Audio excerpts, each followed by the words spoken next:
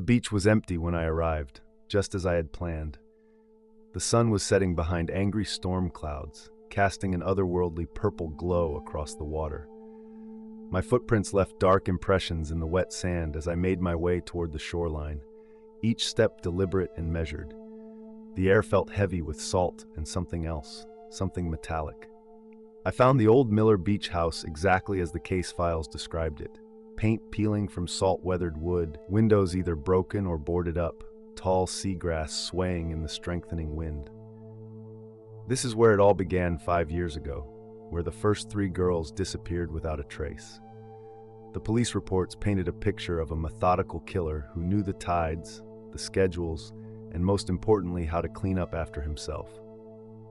As I approached the house, something caught my eye in the sand, the glint of metal partially buried by the evening tide. My heart rate quickened as I knelt down to examine it. A rusty garden shovel, along with other scattered tools, lay half buried in the wet sand. The handle was smooth from use, darker stains visible in the crevices where the metal met wood. Being a forensics photographer, I'd seen enough crime scenes to recognize old blood when I saw it. Thunder rolled overhead as I documented the scene. The first fat drops of rain began to fall, and I knew I had limited time before the evidence would be washed away. Again. That's how he'd gotten away with it for so long, using the storms and tides to his advantage. 5 years, 12 victims, and not a single body ever found. But I had a theory about that, one that had brought me here tonight. The cave system wasn't marked on any tourist maps, and its entrance was only accessible during the lowest tides. That's what had caught my attention when reviewing the lunar charts against the dates of the disappearances. Every single girl had vanished during a new moon, when the tide was at its lowest point. The cave entrance loomed before me now, dark seaweed hanging like thick curtains across its mouth, dripping with each crash of the waves. My flashlight beam cut through the darkness as I made my way inside, the beam reflecting off the slick cave walls. The sound of dripping water echoed all around me, along with the distant boom of waves against the cave's outer walls. The air grew colder with each step, carrying with it the unmistakable smell of decay. I'd been in enough morgues to recognize that particular sweetness. The passage widened into a larger chamber, partially filled with seawater. My light caught something white against the dark sandy bottom. Bones. Human bones, scattered across the cave floor like discarded shells. I began photographing everything, my hands shaking as I documented what I'd finally found. The killer's dumping ground. The place where he'd hidden his victims, letting the tide and marine life slowly erase all evidence. That's when I noticed the fresh pile of sand against the far wall. One corner of a blue tarp peeked out from beneath it, and my blood ran cold. This wasn't just a dumping ground. It was still active. The sand was still damp, recently disturbed. The killer had been here within the last few hours. Perhaps he still was. I spotted the boot prints then, leading deeper into the cave system. Fresh prints, water still pooling in their depressions. My training told me to back out, call it in, wait for backup. But I knew the tide was rising. In a few hours, this entire section would be underwater again. Evidence gone. I had to document everything now. I followed the prints. The tunnel opened into another chamber, and my light fell upon something that shouldn't have been there. A door. Metal, rusted from the salt air but still solid, set right into the cave wall. Heavy chains hung from crude hooks beside it. This wasn't some natural formation that the killer had discovered. He'd built this, created it. This was his workshop. The floor around the door was littered with equipment, old diving gear, rusted tools, things that looked medical in nature but twisted into darker purposes. Everything was organized with mechanical precision. This wasn't just a killer's lair, it was a laboratory. Each tool had its place, each item carefully maintained despite the harsh environment. I photographed everything, my camera's shutter echoing in the confined space. The sound of splashing water echoed from the tunnel behind me, footsteps, slow and deliberate, approaching through the darkness. I killed my light immediately, pressing myself against the damp cave wall. The footsteps grew closer. A beam of light swept through the chamber, and I saw his shadow before I saw him. Tall, broad-shouldered, moving with the confidence of someone who knew every inch of this place. I ran. Ran back through the tunnels as his shout of rage echoed behind me. The tide was rising faster now, waves crashing deeper into the cave system. Lightning flashed outside, momentarily illuminating the path ahead. I could hear him behind me, his heavy boots splashing through the growing puddles. He knew these caves, had spent years learning their rhythms. I only had my hastily memorized photos of tide charts and lunar tables. I burst out of the cave into the storm, rain stinging my face as I sprinted across the beach. The water was already covering the cave entrance, waves churning white in the darkness. My evidence, all those careful photographs, would be safe in my camera's waterproof housing. But I hadn't been careful enough. I'd left my own trail for him to follow. Bootprints in the sand, just like his victims. The beach access road was too far. I'd never make it before he caught up to me. So I ran toward the old Miller house instead, praying my backup had followed the plan. The flash of red and blue lights through the rain told me they had. As I crashed through the beach grass toward the waiting officers, I heard him stop somewhere behind me. By the time they searched the beach, he was gone. But it didn't matter. I had my evidence. The cave would tell its stories, each victim cataloged and documented in my photos. The tide could rise, but it couldn't wash away digital files and GPS coordinates. They found 13 bodies in that cave system over the next week. The 13th was fresh. Couldn't have been there more than a day. If I'd been a few hours earlier, maybe. But you can't think that way in this job. You document, you collect, you help tell their final stories. And you try not to think about the boot prints in the sand that sometimes appear on that beach during new moons, leading down into the dark water where the cave lies waiting.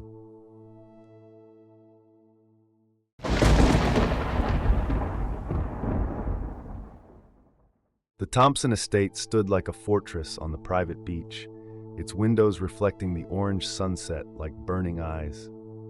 As their new security consultant, I noticed everything. Cameras mounted on every corner, motion sensors hidden in the ornamental plants, and the recently installed barbed wire that seemed excessive even for a billionaire's home. But Mrs. Thompson had insisted on the upgrades after the third break-in attempt. If only she knew the real threat wasn't coming from outside. My first red flag came during the night patrol. The beach furniture had been moved, expensive loungers dragged into strange configurations that made no sense for relaxation or sunbathing. The security logs showed no breaches, no alarms triggered, yet something was wrong. The cameras covering this area had consistent 1-minute gaps in their footage every night between 2 and 4 a.m. When I checked the camera housing near the beach access point, I found something disturbing. The wiring had been deliberately corroded with salt water, creating those precise 1-minute gaps as the system reset itself. This wasn't random damage. Someone with intimate knowledge of the security system had orchestrated it. Someone on the inside. The kitchen told its own story that night. A wine glass sat on the marble counter, red lipstick on its rim, the same shade Mrs. Thompson always wore, but she was supposed to be in Paris for another week. The knife block caught my attention next. The largest blade was missing, water droplets still fresh around its empty slot. I followed the wet footprints across the imported marble floor. They led to the study, where the Persian rug had been carelessly pushed aside.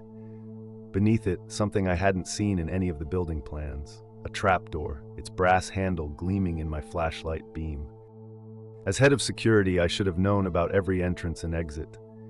This wasn't in any of the files. The tunnel beneath the trapdoor was a crude contrast to the opulent house above. Concrete walls, exposed pipes, emergency lights casting everything in a sickly red glow. The air was thick with salt and mold, but something else too, a chemical smell I recognized from my military days. Preservatives, the kind used in morgues. The tunnel opened into a room that looked like a hospital's worst nightmare. Stainless steel tables equipped with restraints, surgical tools arranged with obsessive precision. Everything was immaculately clean, reflecting the harsh fluorescent lights overhead. This room had been used recently, very recently. Water still beaded on the drain in the center of the floor. That's when I saw the wall of photographs. yellowed with age, some water damaged, but all showing the same woman in different decades. The earliest ones looked like they were from the 1950s, yet she didn't age. Same face, same red lipstick, same cold eyes. The most recent photo was dated last week. Mrs. Thompson hadn't aged a day since she first bought this property 60 years ago. The refrigerator hummed in the corner, its glass door revealing rows of medical vials, each meticulously labeled. The dates matched the disappearances I'd been investigating, young women who'd gone missing from the private beach over the decades. Their names were there on the labels, along with words like stem cells and telomerase extraction. The most recent vial was still cloudy, not yet fully processed. A bloody handprint marred the next security door, fingers dragged downward in desperation. The keypad showed signs of struggle. Someone had tried to escape. Recently, the most frequently used numbers were scratched, their silver showing through the black coating, like the combination would help me now, like I wasn't already too late. The final room was larger, dominated by a central drain. The shelves lining the walls held industrial-sized chemical bottles, their warning labels facing outward with military precision. Everything had its place in this room, including the fresh body on the floor. A young woman, couldn't have been more than 20. Her wrists showed ligature marks. A needle mark in her neck was still leaking blood. I followed the blood drops back up through the tunnel, through the house, and down to the private beach access. One drop at a time, like breadcrumbs leading me exactly where she wanted me to go. The wooden stairs creaked under my feet as I descended to the beach. The full moon illuminated everything in stark detail, including the figure standing at the water's edge. Mrs. Thompson stood facing the ocean, her expensive dress billowing in the wind. Behind her, I could see the lights of a yacht anchored offshore. She didn't turn around when I approached, didn't even flinch when I raised my weapon. "Beautiful night for a swim," she said, as calm as if she were discussing the weather. "I've had so many lovely swims here, since before your grandmother was born, I'd imagine." The yacht's searchlight swept across the waves. I could see the medical helicopter pad on its deck, the private medical suite below, everything she needed to process her treatments at sea, far from prying eyes. 60 years of disappearances explained by one woman's obsession with eternal youth. One billionaire's secret to longevity, paid for with the lives of dozens of young women. Back at the FBI office, the evidence wall tells the story my predecessors couldn't piece together. Newspaper clippings of missing women dating back to the 1950s. Property records showing the same name, the same signature, decade after decade. Medical records impossibly spanning generations. Mrs. Thompson, or whatever her real name was, had become a ghost story among the wealthy elite, the woman who never aged. The Thompson estate stands empty now, crawling with FBI evidence teams, but the freezers were empty when we raided the place. The surgical suite had been cleaned with industrial chemicals, and Mrs. Thompson? Gone, like smoke in the wind. But sometimes on full moon nights, security cameras on private beaches up and down the coast catch glimpses of an elegant woman who never seems to age, scouting for her next treatment.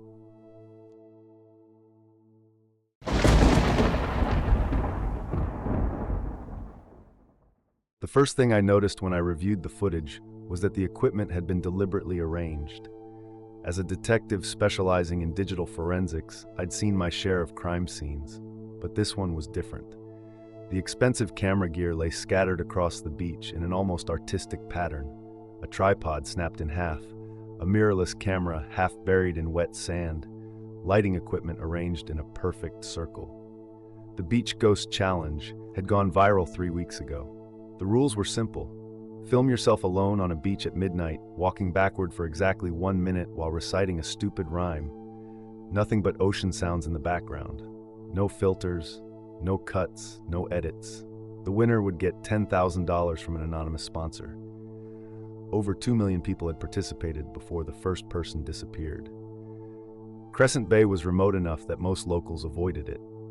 The rip currents made swimming suicidal, and the steep cliffs on either side meant there was only one access point. Perfect for controlling who came and went. Perfect for filming viral videos without interruption. Perfect for making people disappear. We found 6 phones buried in the sand, arranged in a perfect hexagon. Each one contained an uploaded but unpublished video of the challenge. Each showed the same final frame, a dark figure standing motionless in the water, just barely visible in the moonlight. Each video had been filmed on a different night. Different victims, same location, same figure. The pattern emerged when we analyzed the challenge's spread. Every viral wave was carefully orchestrated, using thousands of bot accounts to amplify specific videos at specific times. The algorithm manipulation was sophisticated. Whoever designed this had deep knowledge of social media architecture. They weren't just picking random targets. They were cultivating them. The parking lot security footage showed the same car visiting Crescent Bay every night a video was filmed. A black SUV with tinted windows and stolen plates, arriving exactly 30 minutes after each victim. But the driver never appeared on camera. They knew every blind spot, every camera angle. This wasn't some opportunistic predator. This was planned, methodical. The victims fit no clear pattern at first. Different ages, backgrounds, follower counts. But then we found the connection. Each had a viral video in their past. Not just popular, but millions of views. One was a failed musician, another a wannabe stunt performer. All of them desperate for one more taste of viral fame. The challenge creator had studied their profiles, knew exactly what bait to use. The dive team's footage was worse than we expected. Weighted vests, carefully hidden among the rocks and seaweed, each one tagged with a small camera, positioned to record everything. This wasn't just murder, it was content creation. Each death had been filmed from multiple angles, edited and stored, but never uploaded. Like the killer was building a private collection. In the killer's editing bay, which we found hidden in a rented storage unit, everything became clear. Each death had been cut together like a professional music video. Multiple angles, perfect pacing, even color correction. The level of technical skill was disturbing. These weren't just recordings, they were art pieces to the killer, and they were tagged as Season 1. The dark web posts confirmed our worst fears. The challenge creator had been auctioning off the edited footage to private collectors. Each death video sold for hundreds of thousands in cryptocurrency. But that wasn't the worst part. The bidders were already asking about Season 2, and the killer had started scouting new beaches. We tracked the challenge's spread through 17 countries. Each new location followed the same pattern: a local beach with difficult access, carefully manipulated algorithms pushing the videos to vulnerable targets, and a killer who understood both social media psychology and video production. They were franchising their methodology, teaching others how to recreate their success. The GPS data from the recovered phones gave us our first real lead. Each victim had used their phone to navigate to Crescent Bay, but the coordinates they followed were slightly off, leading them to the most isolated part of the beach, away from any potential witnesses. The killer had modified popular navigation apps, creating a ghost location that only their targets would follow. The lighting equipment found on the beach was high-end, the kind used in professional film productions. Each piece had its serial number carefully filed off, but the arrangement was unmistakable. This was someone who had worked in the industry, someone who knew how to make death look beautiful on camera, someone who had probably been doing it long before social media existed. We set up surveillance on every known filming location, monitoring social media for any sign of copycat challenges. But the original killer had gone quiet. The last message we intercepted was sent to their private buyer list. "Thank you for supporting Season 1.